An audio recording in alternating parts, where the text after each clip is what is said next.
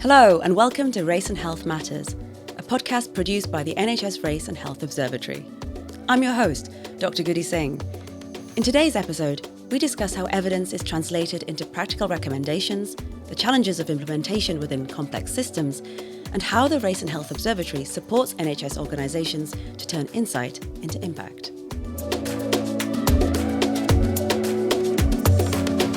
Well, hello, and thank you for joining me on Race and Health Matters. I am joined today by the wonderful Professor Habib Naqvi, who is the Chief Executive of the NHS Health and Race and Health Observatory, and, of course, Dr. Nandi Simpson, who is the Director of the implementation of the Observatory. Now, today's episode is about the work of what you guys do at the NHS Race and Health Observatory, but it's really about that bigger question of how do we move from evidence on race and health equity to institutional change? Because I think we all share the same experience of the recurring frustration of seeing recommendation after recommendation, report after report, and sometimes even toolkits and standards even being set, but little change on the ground. And what I would love for us to discuss is that process of going from evidence to implementation to change on the ground. And so I wanted to start with actually just a bit of scene setting for the listener, and maybe Habib, you could help me with this, which is, can you tell us what the NHS Race and Health Observatory is? We know it by name. Help us to understand what it's there for. Sure. So the idea of an observatory was around longer than before it was established, but it wasn't until a special edition of the British Medical Journal, the BMJ, called Racism in Medicine, which came out, I think, in 2020, that a very concrete idea of an observatory was outlined. An observatory or an organisation, a body that would hold up a mirror to the rest of the system with regards to the inequalities that we see play out in terms of race and ethnicity, but not just an observatory, so not an organisation that would just observe, but would actually act and implement and support the implementation of very clear recommendations for change, for improving access for patients going into healthcare, their experience and their outcomes, but also looking at the workforce within the NHS as well. So the observatory is here not just to outline the scale of the challenges that we have with regards to inequalities, but to provide solutions to those challenges. And was that the gap that you think that the observatory was trying to fill? Is that what was missing in the system? Absolutely. I mean, historically, if you think about it, our collective efforts to tackle inequalities in health have focused largely upon socioeconomic differences between populations. And we always say deprivation and socioeconomic differences tells you where the inequality exists geographically, but not why it exists. So trying to get under the skin of exactly why those inequalities exist and the root cause of those inequalities is critically important. Otherwise, we focus on surface level solutions to deep-seated challenges. And historically, that's been the case. Yes. So if we want to shift the dial of inequality in a sustainable long-term way, then we need to look at some of those causes of the causes. And that's one of the reasons why the observatory was set up. Yeah. And I think from my perspective as a on-the-ground clinician, but also someone who does public health research, one of my frustrations has been that public health so often seems to be descriptive, and it seems to be that's where it stops. It almost enjoys the fact that there can be epidemiology paper after epidemiology paper to give you that graph, which shows that there's people who are doing worse on the bottom and people who are doing well on the top, and then that's it. And that just seems like, well, we know that story now. And Nandi, I want to move on to you and ask you from your perspective, what does it mean then to build implementation in that kind of space where that's the norm? Yeah, I mean, it's a really big challenge, isn't it? And I guess that perhaps part of the reason why we often stop at description is because there are huge barriers to implementation. And when we think about what those look like, we can describe those in many ways. One of the key things that we come up against is the external environment. So obviously we're living in a time now when there's open promotion of racist ideologies. This acts against implementation. You know, there needs to be some kind of enabling, and this acts against that. There's resistance to change. You know, the system is overloaded with demands. Diversity work is often seen as a nice to have, although in fact, we know that unwarranted variation is a patient safety issue. We were at an event a couple of weeks ago where Lord Victor was saying, if your leadership isn't producing equitable outcomes for the people you serve and employ, then you're not leading. So it's like there's a kind of disconnect between embedding anti-racism in the way that everything is done and seeing it as something that can be separate. So these are the kind of challenges. The systemic nature of racism means that there are those kind of barriers to implementation that exist. So that's essentially what we're here to overcome. We work as a knowledge mobilisation organisation. So we collate and take evidence, and we ensure that that's taken to the places where it can have the most impact. And that's, I think to me, when I joined the Observatory, one of the things that was really exciting was this real focus on, identifying and using the levers of change. So that's something that is done not only in the policy sphere, but also in practice, and then also thinking about the wider system around the NHS. So thinking about regulators, thinking about educators, thinking about learned bodies and so on, actually looking at all of the levers that sit around the system, and understanding how we actually action those levers to and I think what change. you're speaking to is the fact that we have to take a systems approach to this, right? There is no single body or organisation, definitely no single human being who's going to, sort this problem out. And what you've very cleverly done with the way that you work is you mentioned that beautiful word, knowledge mobilisation, that it requires a vehicle, right, for this evidence to be translated into action on the ground. One of the things that strikes me, even in hearing you talk, is that it's almost as though there's never been a shortage of concern about this issue. I feel like people have espoused concern about inequality in some shape or form, and especially around the pandemic, for a while. But what is clear is that concern on its own is insufficient, right? You can't just be worried about this. There has to be that extra step. So would it be fair to say that maybe part of what the Observatory is here to do is just to make it harder for us to ignore the problem? Is that kind of why you exist? I would say so, absolutely. The knowledge we gather, the evidence we produce, and the way we translate that then into the resources for the system. Those resources are resources, whether they're infographics or it's a table with data or a bar chart. But those resources are also excuse removers. So once the evidence is clear and once the solutions are known, the question that remains isn't if we want to act, it's if we choose to act, and that's some of the underlying challenge that we have. But I guess historically, the data hasn't always been clear. And I give the example of socioeconomic differences as being kind of the prime focus historically, and of course that's right and that's important as well. But we do really need to understand why those inequalities exist in the first place. So you mentioned the pandemic. The pandemic is a classic example, I believe, of that. Throughout the pandemic, we saw very clearly and very vividly how it was having a disproportionate impact upon ethnic minority communities and staff working in the NHS. And we were given a list of reasons for why that was the case. More likely to work on the front line, more likely to live in high-rise flats, less likely to live in open space, green areas, etc., and the list goes on. But we were not told why that's the case in the first place. Why is it that ethnic minorities are less likely to live in open space, green space areas? Yes. Why is it that they're more likely to work on the front line, less likely to be seen within the boardroom, for example? So it's about understanding those root causes. And again, I think you made a very important point earlier on. The NHS has a role to play in terms of equity, but it cannot be the only enabler for equity.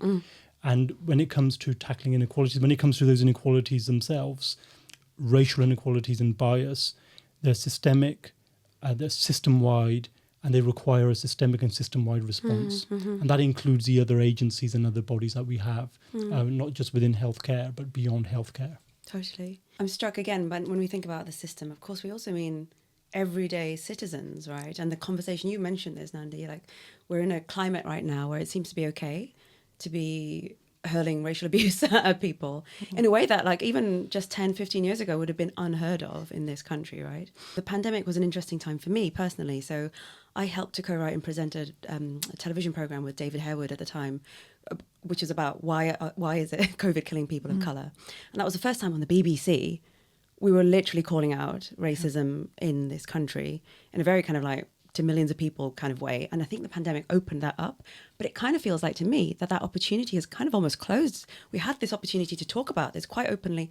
And now it's kind of like back, not to business as usual, but back to how the empire kind of runs, which, you know, there's a whole other conversation around that. But one of the deep things about the work that you do is this idea for me, which is that evidence does not implement itself, right? So we need the enabling conditions, whether it's what people are thinking out on the street or whether it's what's happening in the boardroom and at the highest levels of government. And so my question to you now, Nandi, actually is, why do you think that some recommendations and some evidence fails to translate into action? Like, what is it? Maybe you can help pinpoint, like, where are the places where this is failing to make that bridge? Yeah. So I suppose, and the point you've been making, Guddi, about, you know, it being a system is really critical here. So, you know, racism is a system and it's operating in a complex system, which is our NHS. So what we really need to do to understand why recommendations might fail to land or why they might fail to make an impact is to understand the contextual factors that enable change to happen. And this can be on a micro level in a service. It can be on a bigger level. It can be on a meso level in a kind of an organisation, or even in a macro level at a regional level or something like that. So one of the things that we're really interested in the Observatory, and one of the things I think we do really quite well, is to interrogate those contextual factors by bringing in an approach, or by using an approach through our work which involves not only experts by education, but also experts by experience, be those patients or service users or members of the workforce, particularly from minoritized groups. So this kind of understanding of the contextual environment and, you know, flushing out through that a deeper understanding of barriers and facilitators to the implementation of change is really critical, and it's central to everything that we do.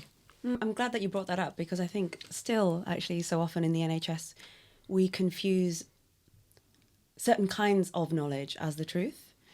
So obviously quantitative evidence in general still gets privileged. And even within that, the randomized control trial is seen to be the gold standard for all kinds of evidence. And of course, I've yet to see the randomized control trial on racism, right? So there is like, you know, we're missing, if we're going to go with that as our like gold standard of evidence, there's obviously going to be a problem. And I wondered if, from your perspective, Habib, working in this space, public health, now thinking about implementation, do you find that that's one of the places where things stall? Is there still a kind of a block in terms of the way that we think about knowledge? Or is it more complicated than that? Is it more further down the line, and it's not just what we think of as like what counts as knowledge? I think it is more complicated than that, but you're right. At the same time, in the NHS, what we know is what gets measured gets done, and there is that culture within the NHS with regards to looking at data, looking at quantitative data and analyses. But of course, behind every number is a person, and understanding trends by speaking with people, and the qualitative evidence is even more rich in terms of providing us with ideas for solutions. But it can't just be people sat in a room that listen back to qualitative discourse or look at data. Those solutions need to be co-produced and co-designed. And I guess historically that's been one of the challenges that the NHS has had, in that the NHS hasn't really focused in a sustainable way and in a meaningful way around co-production. I mean, again, it kind of comes, you're right to kind of pull me up a little bit on that, which is you're right. I think the evidence is not that it's weak as such. It's not that there's, I think people are looking at all the evidence and of different types, but I think there is a sense in which it feels like maybe the way that we respond to certain types of evidence is different. And I think there's still a reluctance to take some of that, what you are actually treating as rich, valid data. I think there's something else as well. I think very often when we go and we speak with people in the NHS and leaders within the NHS, they often do say, we know there's an issue, we know there's a challenge, we know there are inequalities, but we don't know what to do. Okay. And therefore, providing the NHS with evidence-based interventions and solutions is critically important.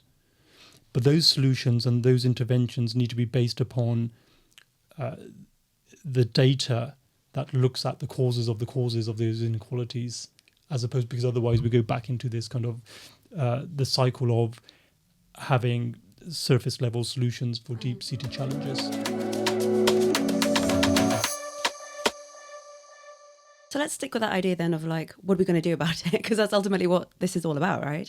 And Nandi, when people hear the word implementation, certainly, as I say, an ordinary clinician like me, what I think of is like dashboards, and I think of like a delivery plan and some kind of thing like, you know, those trackers that people in boards must look at when it's like red or green or whatever.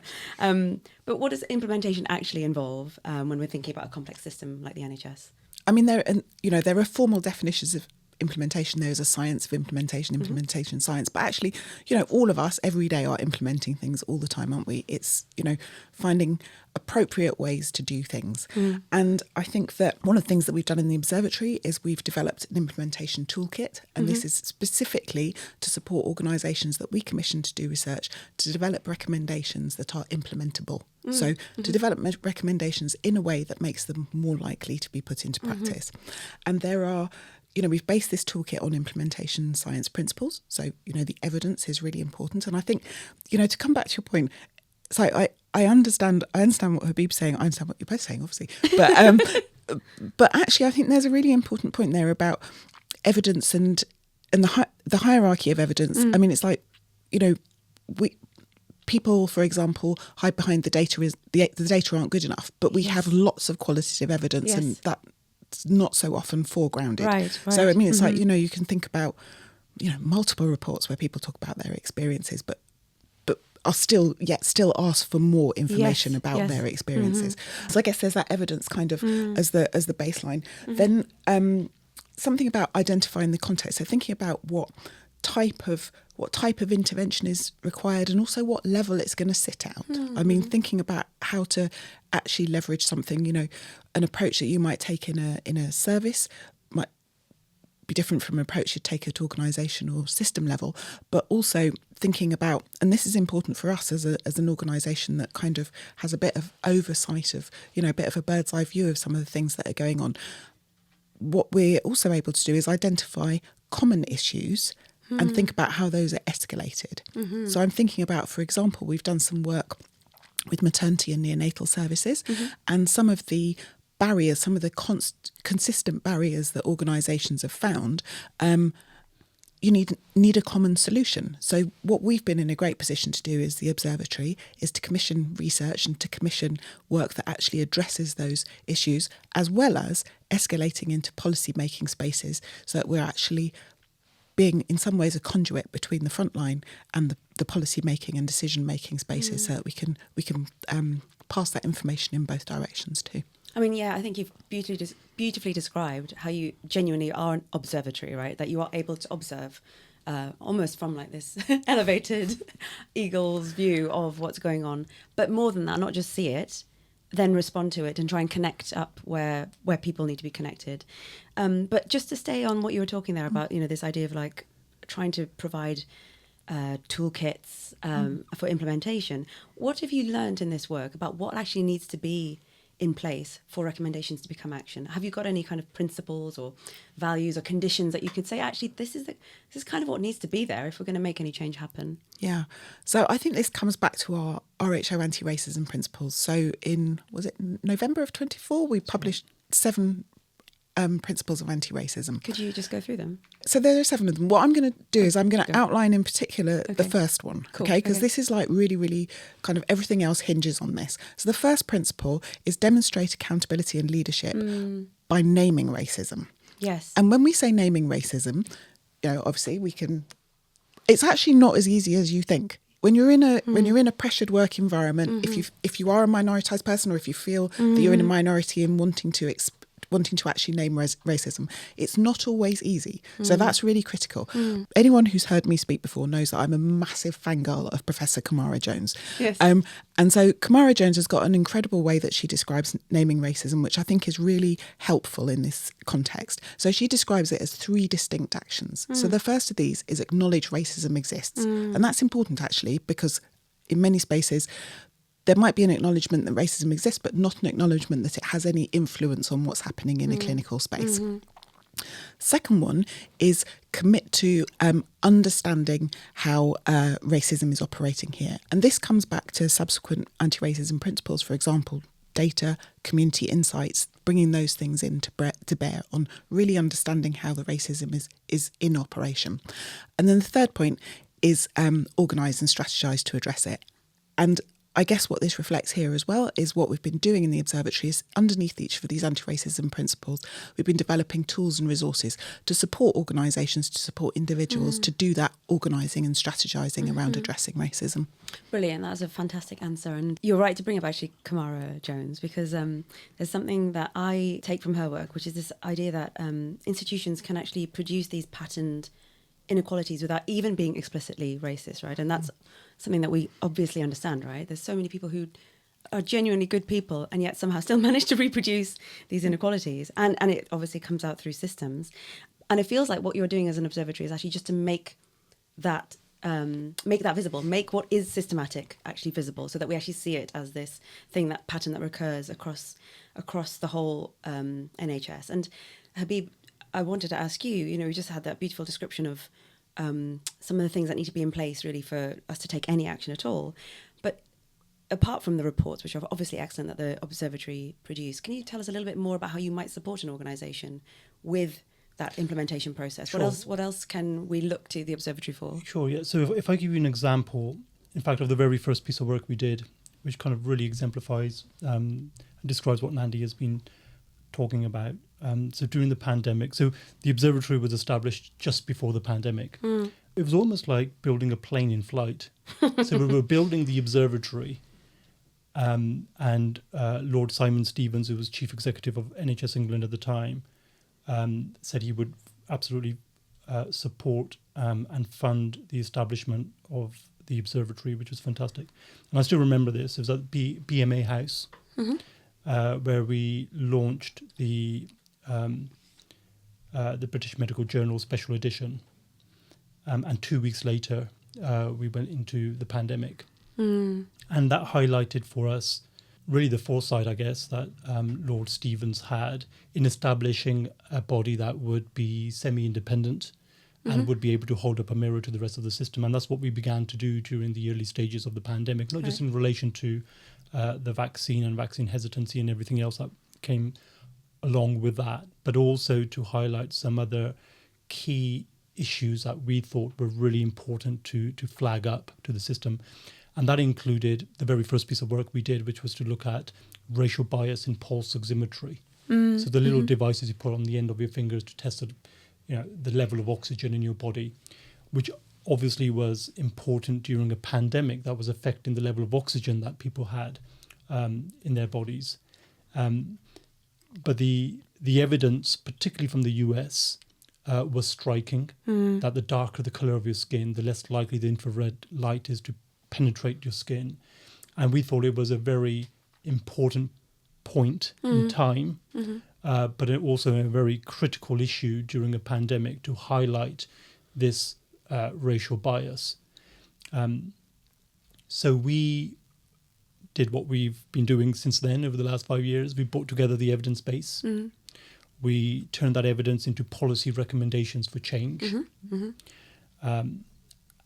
And those recommendations weren't a very long list. In fact, I think there were only 4 or 5 clear recommendations, pinpointing the organizations that we wanted to make the changes. And then thirdly, the implementation bit, we supported those organizations to make those changes and to implement those changes on the ground, whether it was the NIHR, which is a research body, putting out further calls for evidence, particularly from the UK on this particular issue, or it was NHS England updating the guidance around pulse oximetry on the NHS Choices website. And in fact, our work led to the Secretary of State for Health and Social Care at the time, Sajid Javid, announcing and initiating an independent review of medical devices and racial bias in medical devices more generally. So it goes back to the first principle of anti-racism that Nandi highlighted, which is about acknowledging that racism exists. Because if we want to change anything in life, to change it, we need to acknowledge that there's something to change. And in fact, that piece of work and our initial work at the Observatory did make the front pages of the newspapers, not because we were doing this work, because these kinds of rapid reviews have happened before, and I'm sure there will be more in the future. But for the first time, we were beginning to associate the term racism and racial bias alongside our beloved NHS. Yes. And looking at, and in fact, racial bias in pulse oximetry is just one example of probably a very long list of biases that do exist, whether it's in clinical assessments, whether it's in medical devices like I've highlighted, or it's in medications themselves. And in fact, we've looked at all three areas in terms of the work that we've been doing over the last 5 years. I also do an interdisciplinary PhD in philosophy, and so I'm really interested in philosophy. And there's a philosopher called Joan Tronto, who's a care ethics philosopher, but she talks about responsibility and this question of who is seeing, who is responding, and who is staying with the work once the initial momentum fades. And it's a question I feel for us in the NHS, right? Because sometimes it is a bit trendy, isn't it? Something comes out, there's a report, there's some kind of fanfare over something, and it's really easy to jump on that bandwagon and then for everyone to fade into the background because you need to see, respond, and stay with that work. And I guess my question to you guys is, how do you see the role of the Observatory in helping that process of seeing, seeing, responding, and staying with the work? Yeah, that's a really great question. And I guess if I can just use the example of the Learning in Action network that we established with the Institute for Healthcare Improvement, and was focused on maternal and neonatal health. And one of the things that we did through that programme was we co-developed with 10 teams across 8 integrated care systems in 4 regions in this country, a quality improvement methodology that integrates our anti-racism principles. Interesting. And the purpose of this was not only to test approaches and interventions to improve health outcomes for women and families and babies from Black, Asian and ethnic minority backgrounds, but also to establish a methodology that does exactly that enables, quality improvement is an established methodology. Yes. The idea of it is that local tests of change can lead to sustained changes within services and systems. And so by integrating those anti-racism principles, what we did was we provided a tool which enables organisations to do this, and the MFIAR, we call them Model for Improvement Anti-Racism, is it's service agnostic.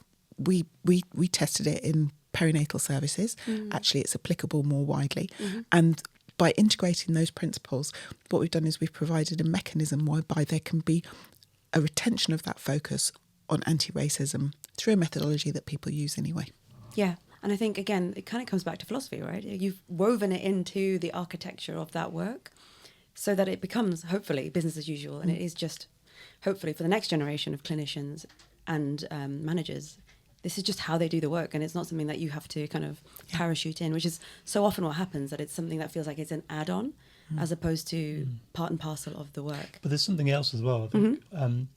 So we have the interventions, and we have the evidence-based resources, but it's about how do we hardwire that then within the system. Yes. And going back to your point, it is around philosophy, but it's also the moral impetus to do something. Yes. So during the pandemic, we had lots of commitments and pledges that actually we're seeing inequalities in health by race, and we're now as a healthcare system, and almost as a country, as a society, acknowledging that racism exists at that time. But now we're out of the pandemic. Yes. It's about how do we hold those people, those leaders, those organisations to account to actually, you committed, you pledged to tackle racism and racial bias in healthcare, to improve access to experience and outcomes. where are we now? So it cannot be a flavour of the month. It needs to be sustained, because it's not numbers. It's not a game. This is about people's lives. 100%. And it's about how do we improve people's lives, not just for the here and the now, but for future generations. I mean, that's a brilliant point, and a really important point, because you're talking about they're holding those in power to account. And if to the extent that you're able to answer this question, what role can the Observatory play in doing that? Not that you necessarily need to be the one holding people to account, but maybe you could help support those who want to do that. Well, it makes me think of a point that Lord Stevens mentioned to me as we were establishing the Observatory. He said, do not get caught up in wokeism. Yes, okay, yes. Focus on what the evidence tells us. And that's what we've been doing right from the outset. We're not saying, oh, this is a nice thing to do because it will make things better, but actually here's the data. This is what the evidence is telling us. This is what we can do. And it won't just benefit certain communities or people, it will benefit everyone. So our role is to hold up that mirror, is to present the evidence, the objective evidence, and then the evidence-based solutions to those challenges. So let's imagine that somewhere in the NHS, somebody's actually doing this really well.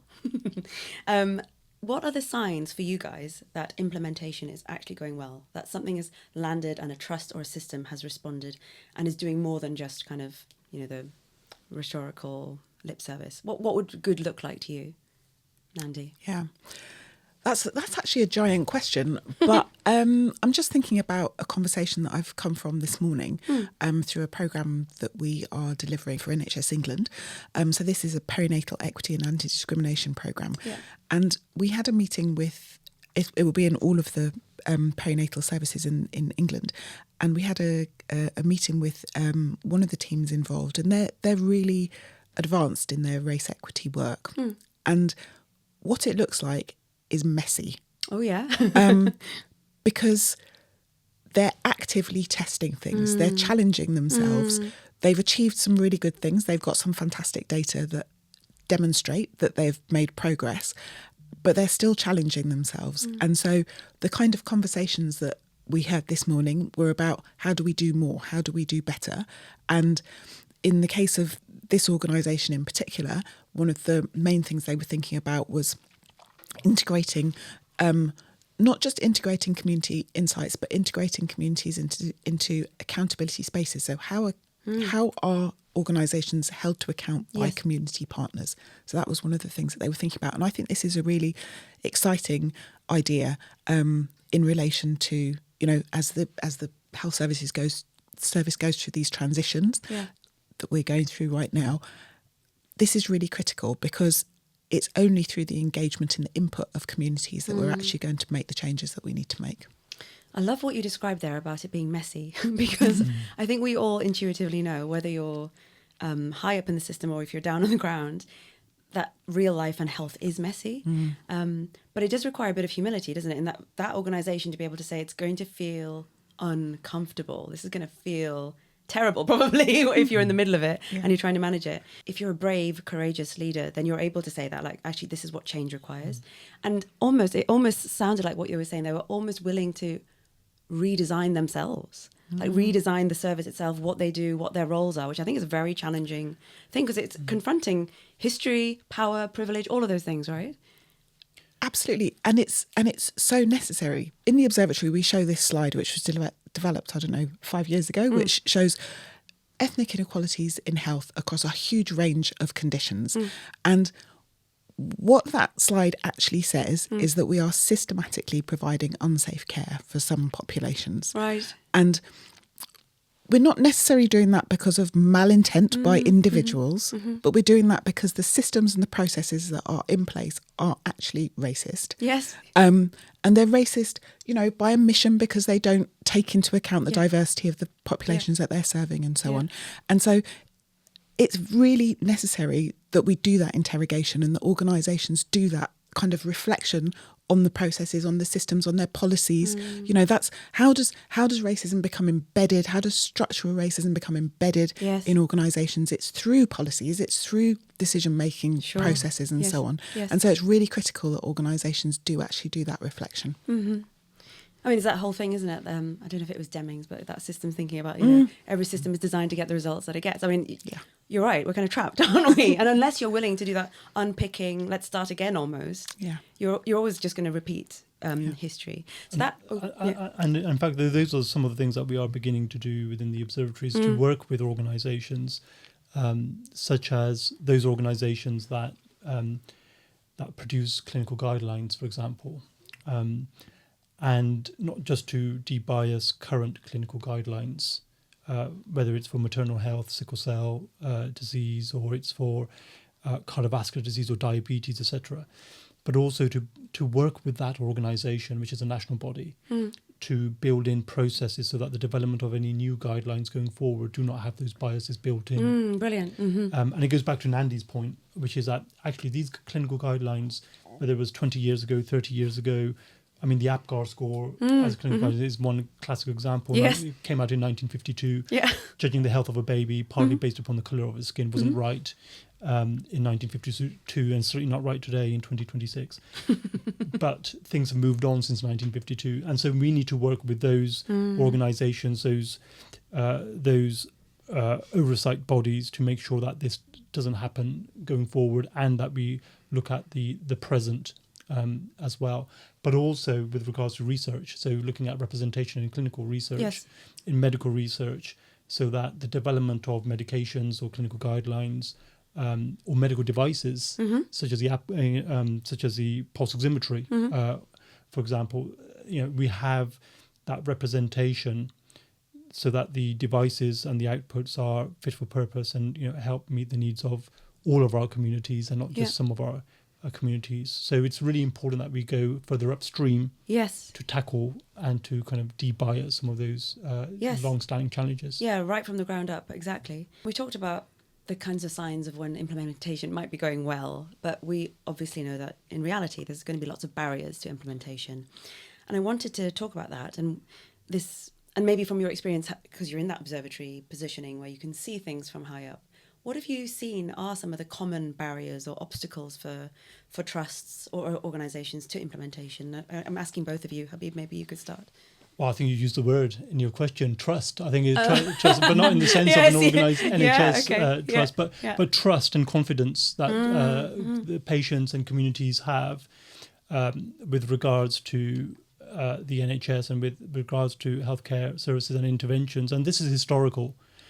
We saw it play out so vividly during the pandemic with regards to the vaccine. But it's not just in relation to the vaccine. It's in relation to any kind of medical intervention.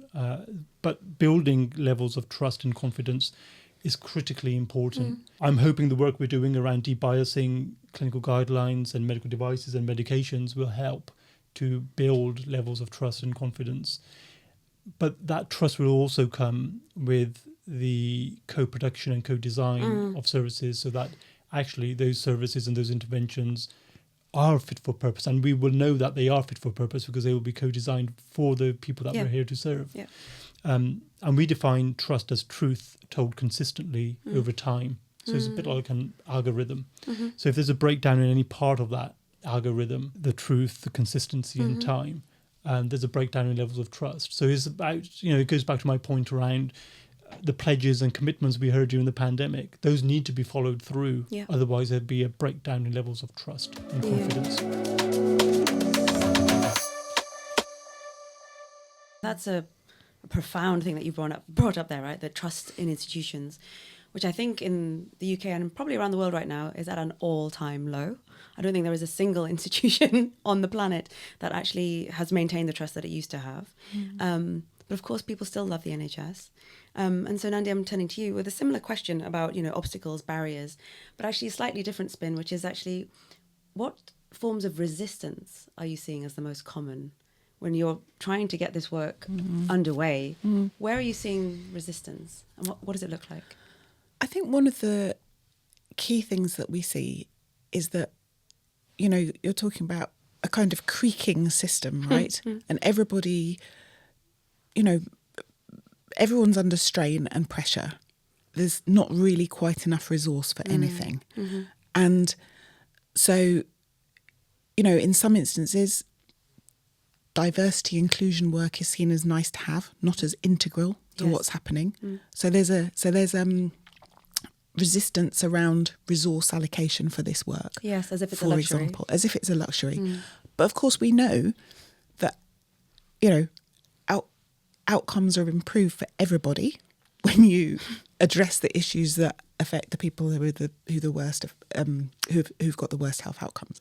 So I think that point about resource and resource allocation, and I mean, one of the pieces of work that we're doing in the Observatory is we have a programme of work around the cost of racism, and this is really to provide some tools to support advocacy, to support an understanding of, how actually it is economically advantageous or can be economically advantageous to address these inequities and inequalities. Yeah.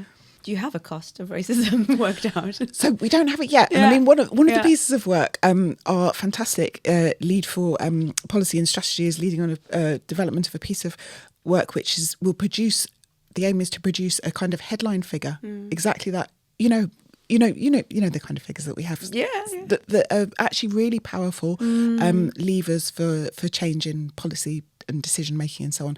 Underneath that, we're also doing some more work to develop frameworks that services, systems can use to actually do calculations on a local level to understand that sounds what costs look profoundly like. Powerful, because often you have people maybe at a lower level in systems who want to make the case for some of this stuff, and they don't have those stats, obviously, or those figures to hand. But we've seen it in other realms, right? Whether it's in the humanitarian or development world, where Oxfam is able to tell you, this is how many millionaires are able to, has more money than this many countries or whatever. That's like a really powerful statistic, which just helps to move kind of action in the right way. I think it's a really important point as well, because the cost of inaction goes into its billions for the NHS. Yes.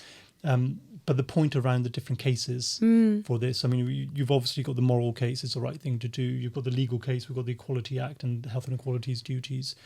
Then you've got the patient case as well, patient safety, etc., which is critically important, is probably right at the top. But the financial case, because some people, if you think about a boardroom Yes. In the NHS,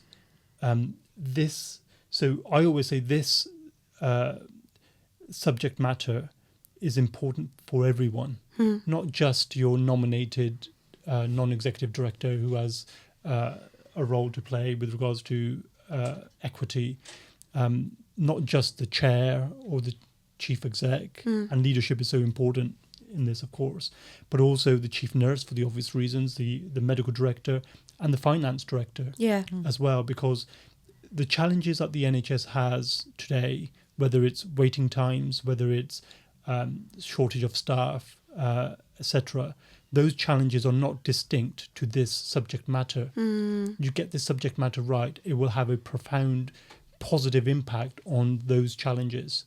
So sometimes people see those as being separate, but they're not actually, they're intertwined. It feels like the same kinds of difficulties that I guess anyone who's doing any kind of public health work struggles with, which is that, you beautifully described the different cases for taking action. And yet it feels like so often with public health arguments, because it's not immediate, often the benefits, it's hard sometimes to kind of get into people's psyches and to get them to be motivated for it. But I think there is something about being systematic in your approach to tackling it, doing it in a very kind of organized way, and providing tools for anyone to be able to take that up themselves. So there's not just, it's not the Observatory's job to make the case on its own, right? You don't see that as your solely your job, right? No, but I mean, your point is absolutely right as well, because these changes that we want to see will not happen overnight. Yes. And sometimes organisations and people want these changes to happen overnight. The government may want these things to happen overnight because of their electoral cycle. Right. But I always say, think Mo Farah, not Usain Bolt, on this agenda, because it is a marathon and not a sprint. There are some things that you can get right and you can put into place, particularly around workforce inequalities. You can have, one extra person from an ethnic minority background on your board. That will shift the representation of the leadership within the organisation.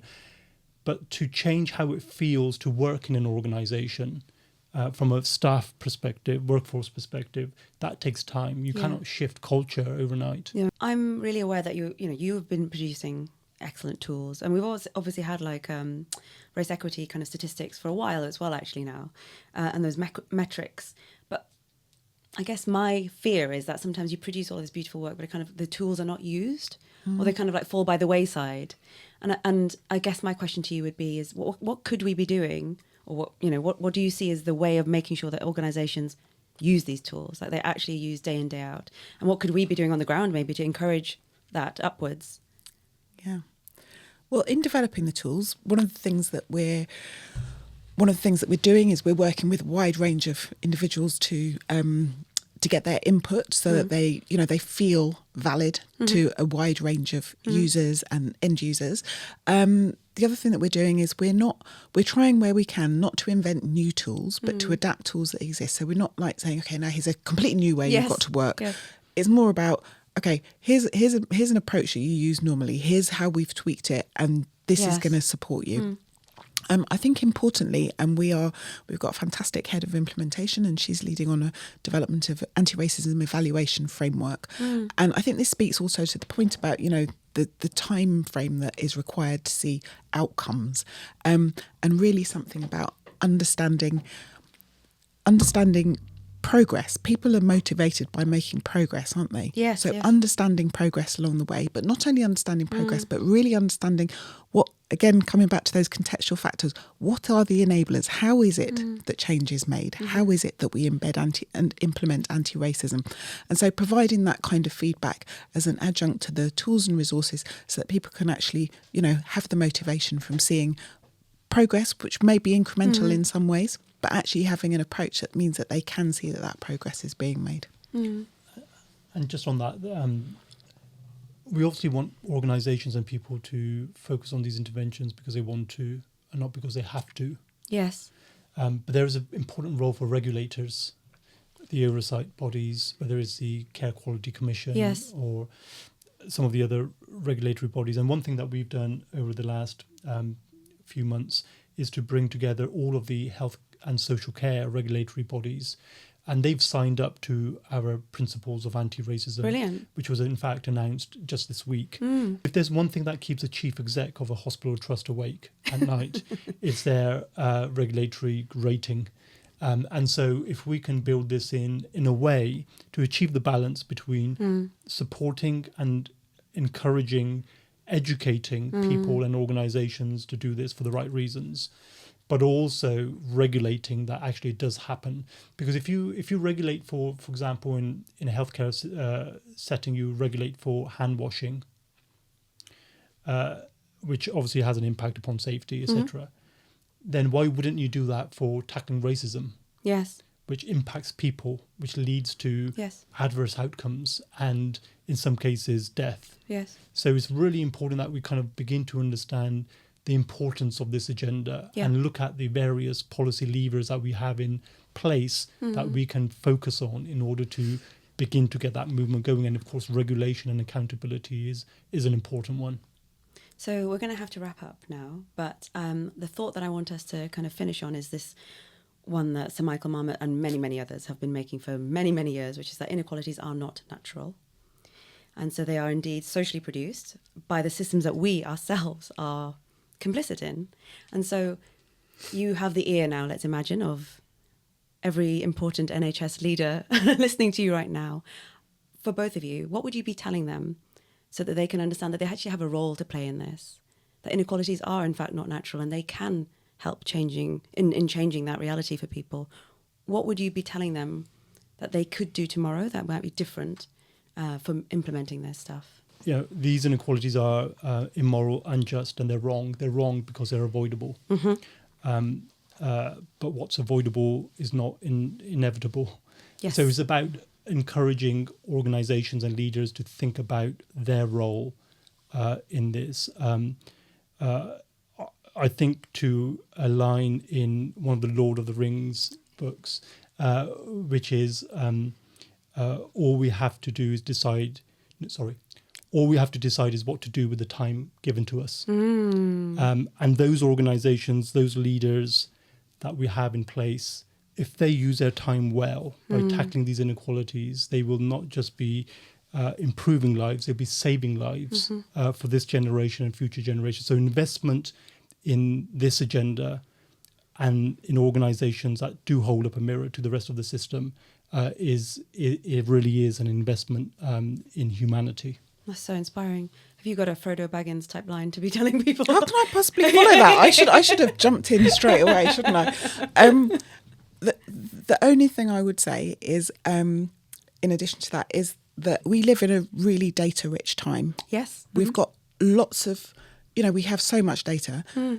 There are arguments about, the quality of ethnicity data and so on, but there are no excuses for not knowing what's going on because, as you said at the top of this podcast, quantitative data are one thing, but if you don't have the quantitative data, people exist, you can talk to them, and you can find out what people will share their insights and you can get the qualitative information. So where there are data gaps, talk to people, find out what the issue is, and then, as Habib has said, we have a responsibility to act once we know what the issues are. Yeah, it comes back to listening and to being willing to have the courage to make those changes. And can I just thank you both for the incredible work that your observatory is doing and for providing these tools to people to use.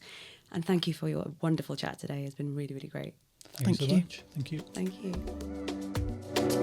you.